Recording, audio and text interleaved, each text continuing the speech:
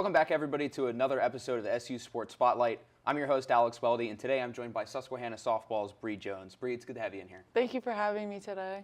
So, of course, for you individually, it's been an up and down season for you. You missed a few weeks, but you're back out there playing. Describe to me the challenges of not being out there for a few weeks and now being back for the second half of the year.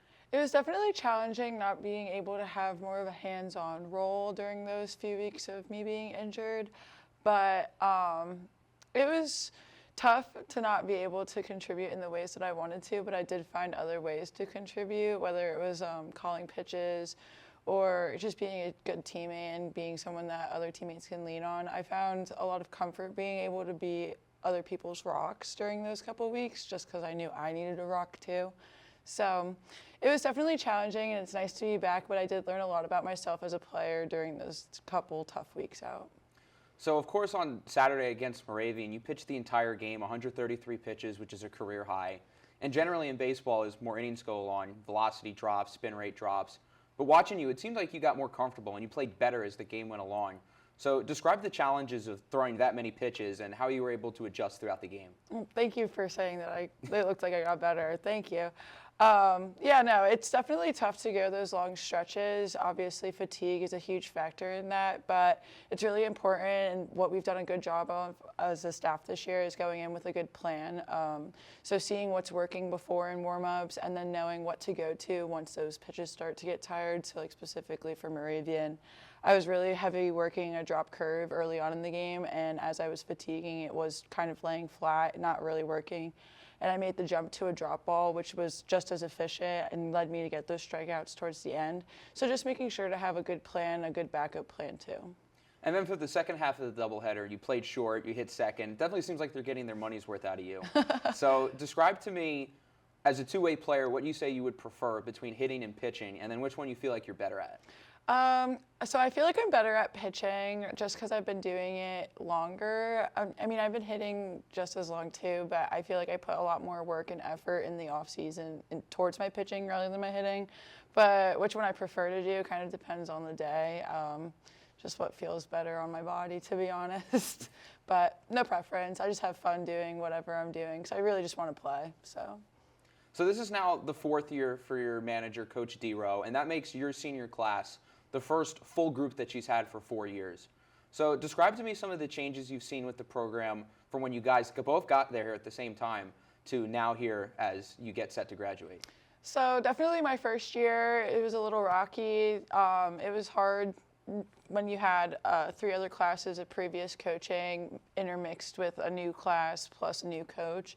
It led to a lot of little hiccups that we had to work through as a team, but I think as the years have progressed, we've really put an emphasis on interclass leadership, and I think my class specifically has really taken that role and done a lot with it. I think all 7 of us are leaders in our own ways. We have our own strengths, and we complement each other really well, and I think our team really looks up to our entire class.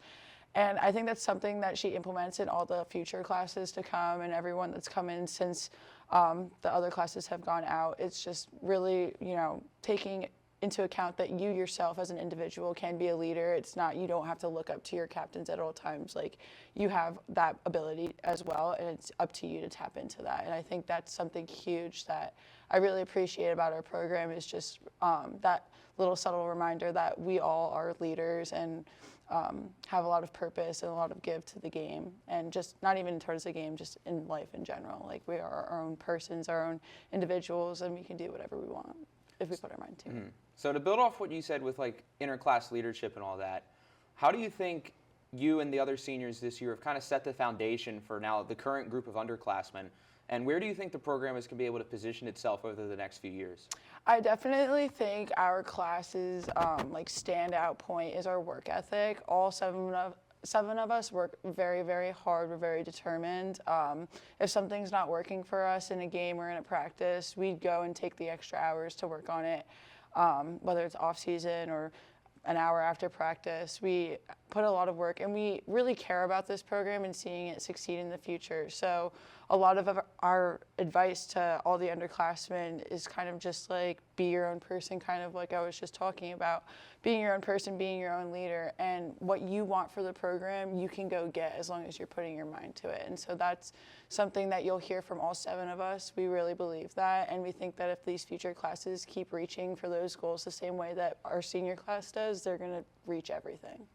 So when you're not on the pitching circle or on the diamond, you of course are a manager for the women's basketball team. Describe to me how the experiences with that group have helped shape you as a softball player, especially with how good the team was this past year. Yeah, I really enjoyed being the manager for the basketball team. I really like Coach Holko and her group. They're a great team, great people. And I really, really valued their team atmosphere. They just really supported each other, hyped each other up, and that's something like every team I think should have. It makes for a really good environment for growth and just positivity, and so that's something that I took from their season this year and kind of tried to make work in our season, because obviously we've been having a tough year so far and it's easy to get into that negative headspace, but I think pulling that positivity that I learned and from their adversities from the basketball team and implementing it into the softball team this year is definitely helping to keep our team environment positive, even with all the adversity that we've been facing. So to wrap things up, you kind of alluded to that it's been, of course, a roller coaster year for you guys, but what's kind of the message here going into the second half of the year? You still have a lot of landmark play left to go from Coach D-Rowe and the other leaders on the team. How do you guys think you're going to attack the next few weeks with landmark play now fully on the horizon? Well, definitely we have to get it in gear a little bit, but I think that we've been playing good games. It's just more that we need to connect everything, and that's kind of the message that we're receiving from the coaching staff. We've been having a lot of games where it's either good offense and our defense is not completely there, or vice versa. Our defense is there and our offense has just been a little quiet. I think it's more about combining all of those elements into one. I found that when we did that against Messiah, we were really successful. So I think just making sure that we can consistently combine those elements, we should be good to go for the rest of the year.